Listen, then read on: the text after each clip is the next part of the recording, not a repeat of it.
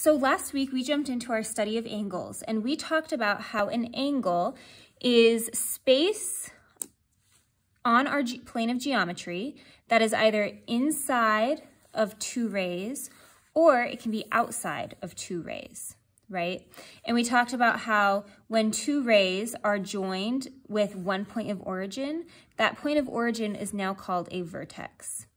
And if I move, I have one ray that I've secured down so it stays in place, and then my second ray I haven't so that I can move it around. So I can create an angle here or an angle here. I could create an angle in this space, or I could create an angle in this space.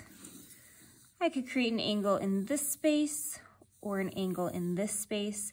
And remember, just like rays, because rays are on our plane of geometry, angles also go on forever and ever in their direction. Because if these two lines, if these two rays are going on and on and on forever and ever and ever, then the space within them is also going on forever. So that's an important thing to know.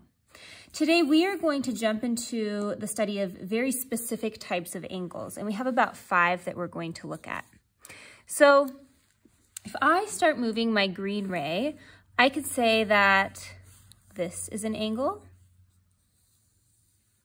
and this is an angle, whoop, and this is an angle, this space is an angle, this space is still an angle, this space is still an angle, this space is still an angle, this space is still an angle, this space is still an angle, and finally, if both of my rays join and are completely lined up with one another, this entire space is still considered an angle. And I'm going to show that just like we did last week. So I'm going to make them squiggly to represent that they're really going on in all directions. I'm just not going to color it all in. And this entire space on either side of our rays, in this case we don't have an interior, oh, that just popped right off. My vertex left. In this case we don't have an interior angle, we just have this one exterior angle. And if we were to draw a shape around it, it almost looks like we have formed a circle, doesn't it? Oh my goodness, my vertex. I'm not pushing it down far enough, okay? And so we call this angle that takes up the entire space and actually forms what looks like a circle.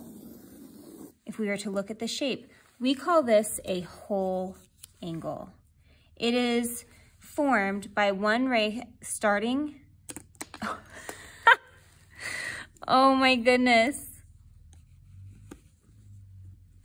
It is formed by one ray starting and completing a full circle rotation and starting back, ending where it started. And this is what we call our whole angle. Let's try another one.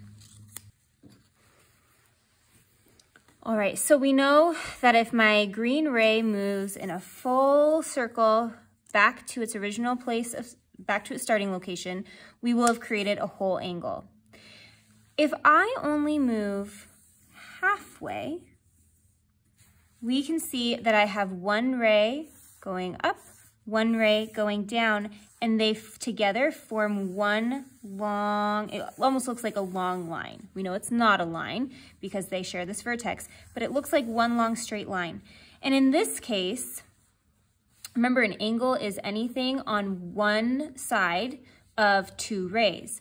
And in this case, I could have this space be an angle because this is on one side of my two rays.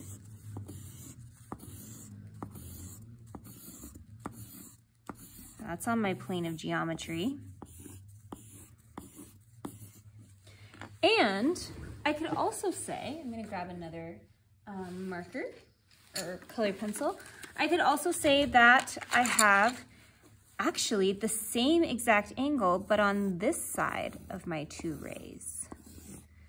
But if I were to measure these angles, which we can do and we will do eventually, they look exactly the same. And if my second ray is perfectly in line with my first ray, then they will have the same measurement.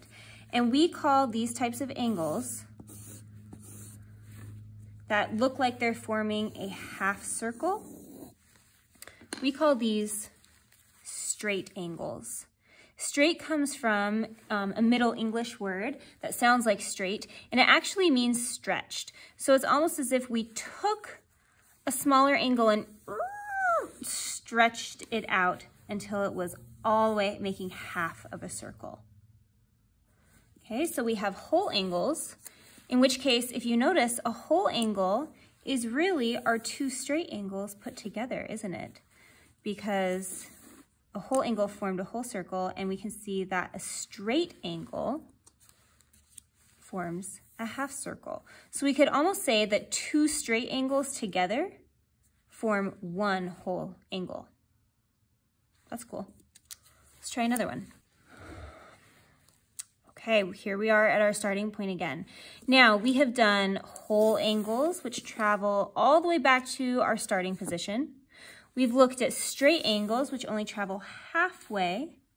Let's look at if we go only half of a straight. So rather than going a half rotation, I'm going to only go a quarter rotation. And I'm going to try to make this perfectly straight across.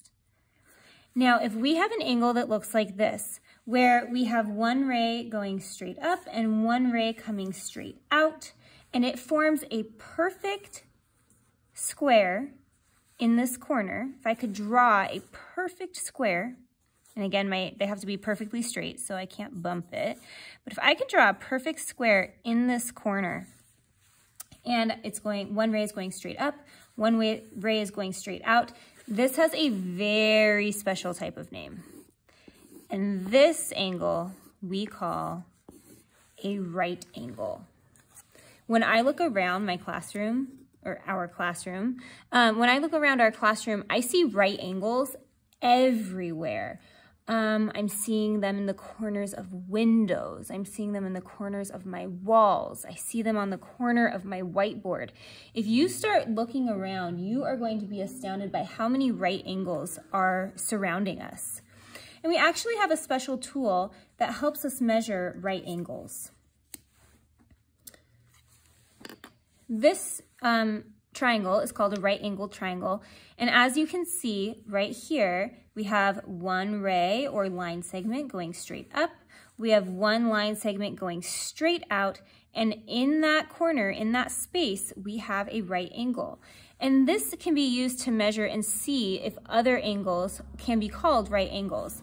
So if I put this right in here and it matches up, then I can say, yes, I have a right angle.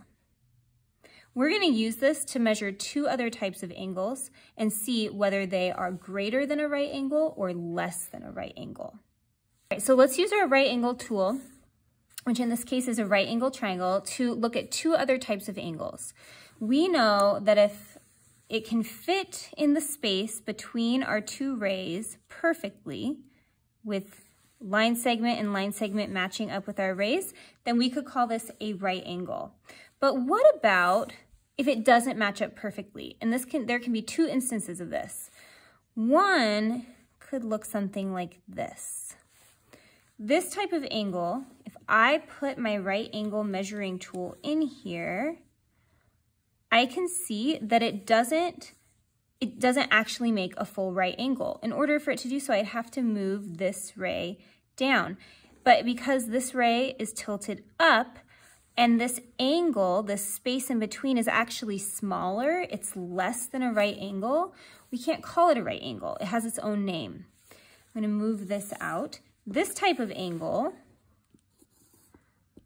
that is smaller than a right angle, even just by a fraction or even just like the tiniest bit smaller, we can't call it a right angle. We have to call it an acute angle.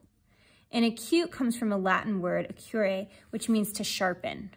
And it kind of makes sense to me because if I look at this right angle, it looks sharper. It looks very pointed, right? So acute angles measure smaller or less than a right angle. So what about angles that measure maybe bigger? Let's look at that. So we've looked at right angles, which match up perfectly with our right angle measuring tool. We've looked at acute angles, which are smaller. They don't measure the full amount of our right angle measuring tool. But what if I have an angle that goes beyond my right angle measuring tool? I do not have enough of this tool to take up the full space, as evidenced by this blank space here, to take up this full angle. This angle, which is larger than a right angle, we call an obtuse angle. Obtuse also comes from a Latin word, and it means blunt or not sharp. So as before, when we had an acute angle, it looks much sharper here at this point as we're going down towards our vertex. It looks much sharper than our obtuse angle, which doesn't look as sharp. It looks much more relaxed. And this is what we call, once again, our obtuse angle.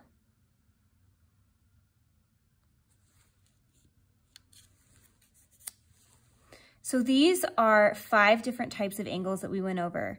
We went over whole angles, which, oh, there goes my vertex again, just popping right out, not doing its job. We have whole angles, which start at one point. 2 rays both start together, and they make a full rotation all the way back to its point of origin. We would have our straight angles, which go halfway, they're half of a whole. We have our right angles, which form that perfect square, that perfect corner. We have our acute angles, which are smaller or less than a right angle. And then we have our obtuse angles, which are greater than a right angle.